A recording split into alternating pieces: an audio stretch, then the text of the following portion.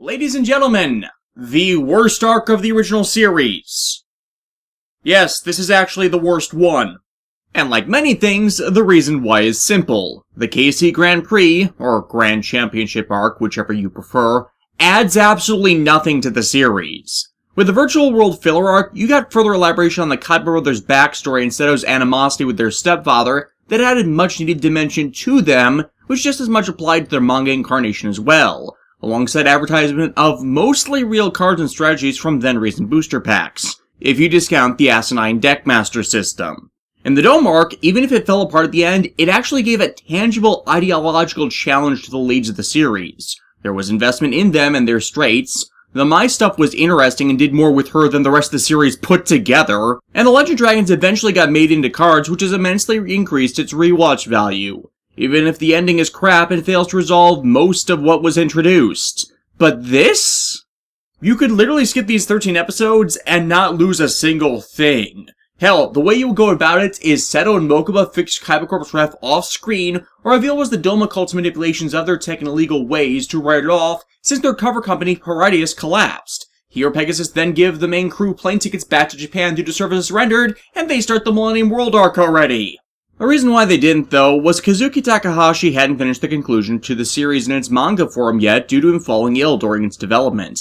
Thus, more filler time was obviously needed during the 4th year of the anime's run. Ironic, since as it was, the end of the Dome arc felt immensely rushed to move on to the next thing, only for further delays to result. Granted, even in America, this was the beginning of the end to the series' appeal where people just gave up on it, and even 4Kids saw the writing on the wall. Due to how they screwed up the import of the series in its early arcs, they were massively behind the anime with regards to the backlog they would have in comparison to its Japanese release, which had already started on GX and completed its first season at this point. Thus what 4Kids did was continue to run Duelist to its conclusion on Kids WB, while Kids WB was still around, while also simultaneously beginning Yu-Gi-Oh! GX's airing over on Cartoon Network's weekday afternoon block Miguzi. aka that obnoxious block that replaced Toonami on weekdays, where the only good things they put on it were Ben 10, Code Lyoko, and reruns of DC Animated Universe material. And even that last one was sparingly. Because of this, and the fact that the card packs had once again far outpaced the series itself, GX was the new hotness on the block, even as 4K proceeded to make it one of the most farcical dubs of the period, with a lot of people to this day still able to quote a bunch of its lines as snarky out-of-context material, which was poorly reflective of the series as a whole. And with the focus on that stuff, the original series went heavily to the wayside, and a lot of fans, including myself, completely dropped the show at this point. As in comparison to the more single-episode story or short arc slice-of-life material to GX, the problems of the original Yu-Gi-Oh! Series and the pacing of its stories was all the more ever-present. Normally I'd be willing to forgive a lot of this for those reasons, if it was interesting. But the big deal here is, there's practically nothing going on. The majority of what's showcased are anime cards with characters we haven't seen before, though as of 2018, they now finally were made into cards to be released in the Battle of Legends Relentless Revenge booster pack. The straits are small time, and unimportant, and at points feels, well, retconny and could have been cleared up off-screen as well. Granted, there's some merit to not taking the easy way out, but that presumes you could make it appealing, which this really didn't. In the aftermath of the Doma arc, Team Yugi are stranded in America as no one had the forethought to buy them all tickets back. While Rebecca's excited to spend more time with her darling Yugi, which drives Anzu batty, it's a bit of a panic for everyone else, until Mokuba comes to invite them all to the titular KC Grand Prix. Kaiba Corp has been left with massive debts and low stock in the wake of Paradius' actions, and the pair think having past tournament winners will be able to draw people back to them. So the newly constructed Kaibaland amusement parks won't immediately go under, all while Seto's left out of the tournament himself despite organizing it due to how swamped he is with work. That's actually one of the few interesting things about this arc, that once more Seto has to lock up his own cards when the chance to play others and assert his power is literally at his fingertips. クジャクマイは招待されてんのか？招待選手のリストには上がってたんだけど、行方がわからなくてさ。そっか。 Missed opportunity for proper closure. As the team arrive at the park to see a bunch of kids dueling, the entire event is sabotaged by the antagonists of this arc, locking down the complex and forcing the kid players into duels. Though while I think this arc is meritless, I will admit to using a few strategies from it. トラップカード発動 DNA 改造しドラゴンズ。鏡ゴム。私のフィールドの5体のドラゴン族を融合素材として。嘘だろ。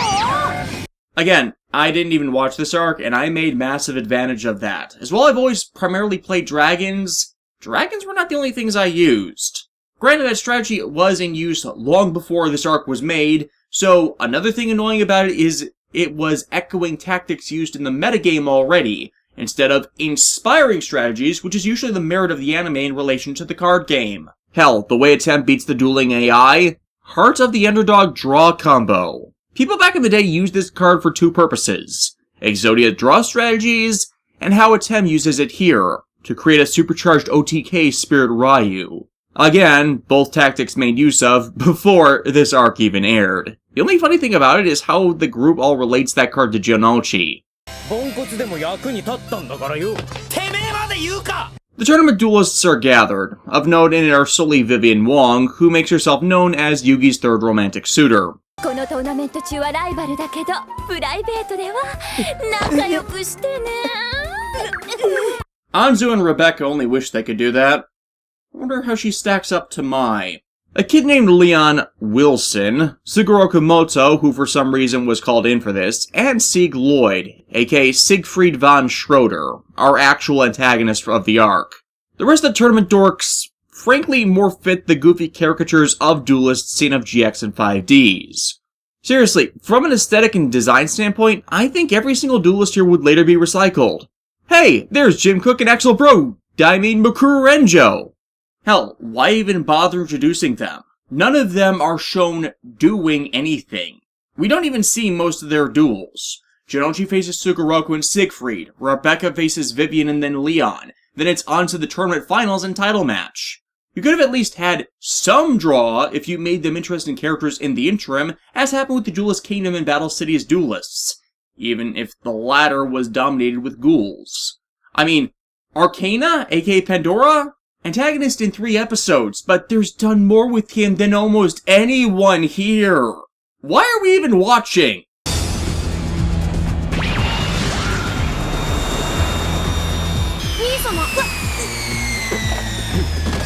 Oh, right, that's why. これは祭りではない、ショーでもない。デュエリストたちによるプライドをかけた生き残りのゲームだ。して、たった一人の歓喜の声。栄光か敗北か、生き残りたければ勝て。この俺にその生き様を見せてみよう。Even in a bad arc, Seto Kaiba can save it. Kazuki Takahashi ripped off this speech for Dark Side of Dimensions. Hell, as an adult, I get some entertainment from this stupid doctor dude, but only because of echoing references.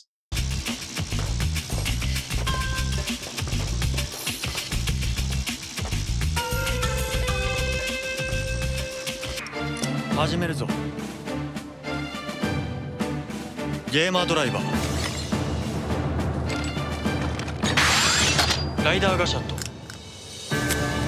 Granted, one of the things I absolutely hate about this arc in its entirety is, well, after everything dramatic we've had about Jonochi's character and development in the last 2 arcs when they made him a badass that repeatedly survives death and has the willpower to defy the failing of his body, here Jonochi is a complete joke. Showcased an idiot at almost every single turn, as talentless as Seto always accused him of being, when that has long been disproved despite Jonochi's reliance on gambling cards, and all for no reason but to put filler within what is already filler. It feels like borderline character assassination, as what causes all these moments is him being oblivious to everything around him, when whenever they made comedy out of his obliviousness before, it felt more legitimate as things he had no way of knowing. This is instead playing off of what I called out back in the Esperoba duel. Back then, him not knowing about tribute summoning despite him using that gameplay mechanic before was a detriment to the character's depiction. And that is the same type of thing this entire arc plays off of with him. Again, Battle City Finals.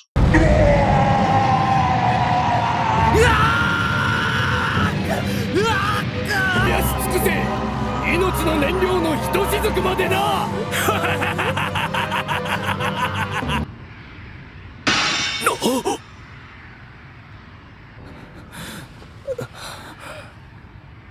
バカだ、奴がまだ生きているだと。 Doma Arc.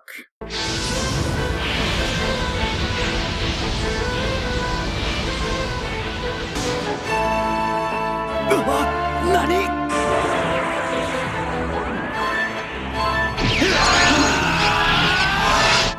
させるか。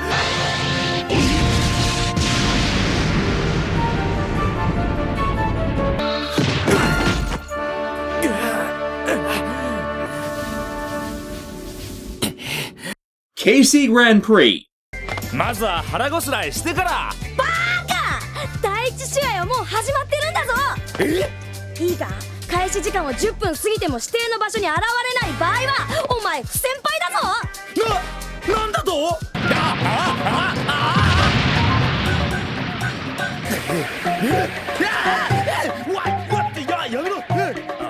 I mean, what's even the point of this? All this ends up being is a reiteration of Jonouchi needs to use his head more, which he has in previous arcs.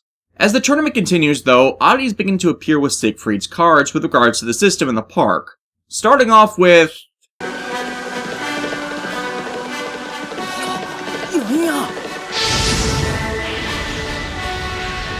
Please explain to me why 4Kids didn't keep that as it originally was. I mean, they even cite the score and name of the title, and that score is in the public domain. It's the entire thematic motif of the cards, and 4Kids could have used that material without any problem. Regardless, Siegfried's deck is entirely bullshit. The most bullshit ever seen of this franchise. With ridiculously powerful combo cards that instantly and naturally generate OTK strategies and lockdown control tactics that even the current metagame, which encourages the utilization of OTK and broken tactics, cannot match. And keep in mind, in the current metagame, I can win a duel by drawing or searching out 3 cards from my Blue Eyes deck and use those 3 cards to create an engine that fills my field with Link, Ritual, Synchro, Exceed, and Fusion monsters. And yet, Siegfried's deck is more broken than that.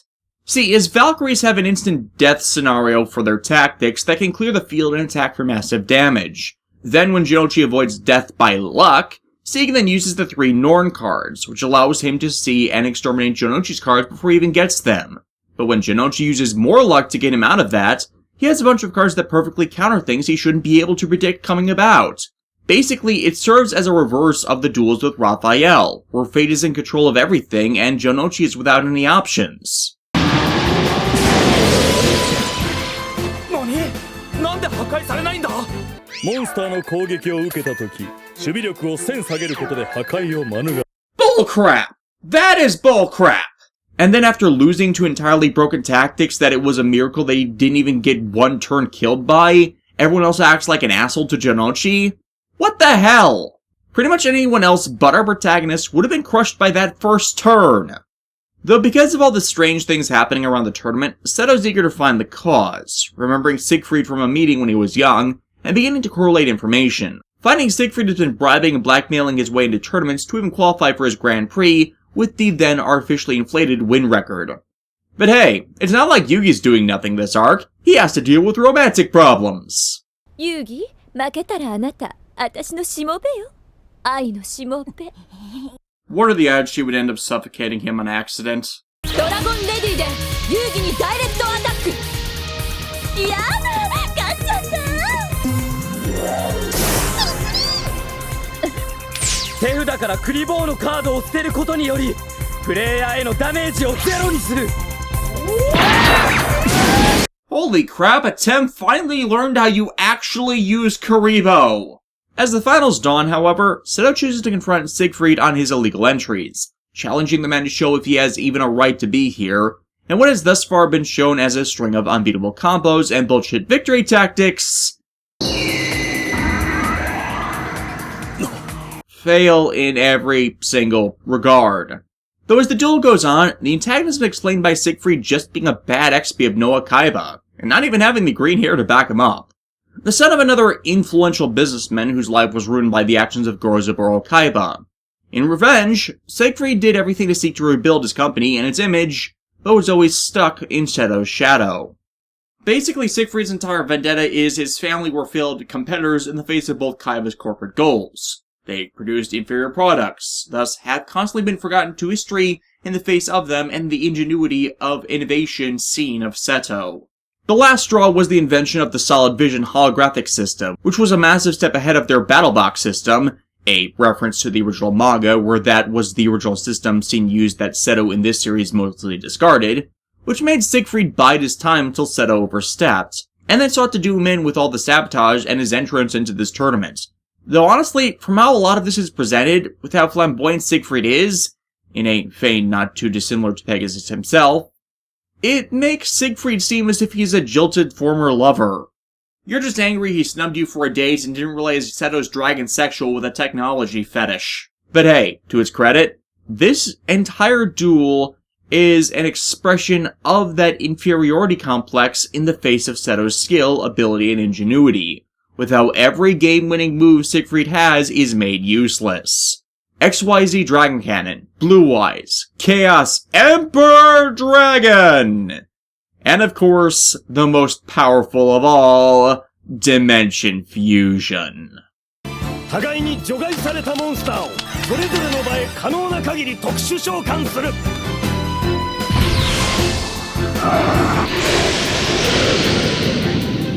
You are screwed. 哀れな没落貴族レクイエムを聞かせてやれ。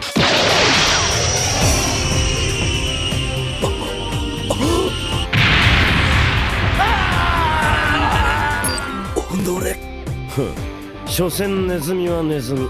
However, this was all ultimately a feint for Siegfried's true plan. Leon, the de facto winner of the tournament, is Siegfried's younger brother Leonhard. With Leon winning the tournament, he thinks with Kybercorp's rep in disarray, they can use this boost in recognition to hype sales of their next new product, yet another reproduction of something Kybercorp's releasing anyways, and thus beat Kybercorp once and for all with the losses Seto's business would garner. I see many flaws in this plan. Primarily that international gaming businesses do not work that way. Otherwise, we would not have the monster known as Electronic Arts. 鉄の騎士で翻弄するエルフの剣士を攻撃。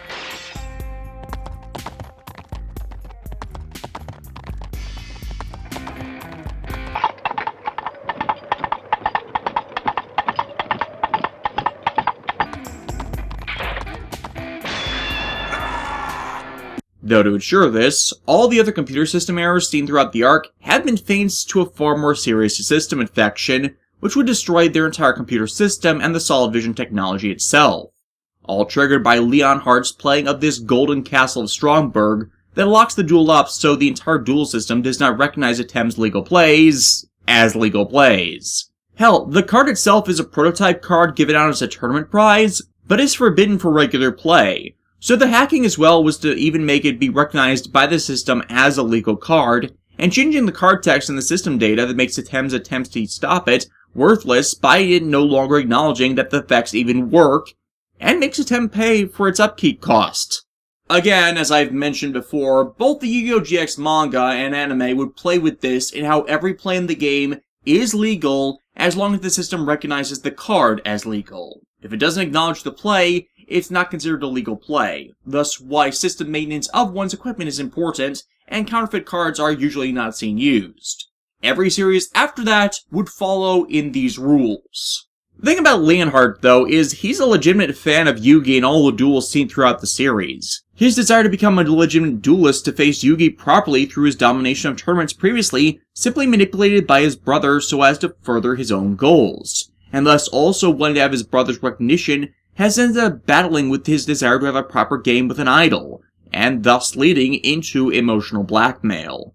It more shows how Siegfried is an awful person, since his little brother could have brought back the recognition to their family's business and line with just garnering a reputation in this way, without the cheating and manipulation. Atem eventually breaks the castle by making it so he can't be forced to pay the upkeep cost, winning with a Dark Magician combo that, frankly, from how the card effects are explained, he didn't need to use, and Siegfried's entire scheme defeated by him not realizing that Seto's company would keep clean backups of all their system data. So basically, after they isolated and deleted the virus, it's as if Sieg did nothing at all.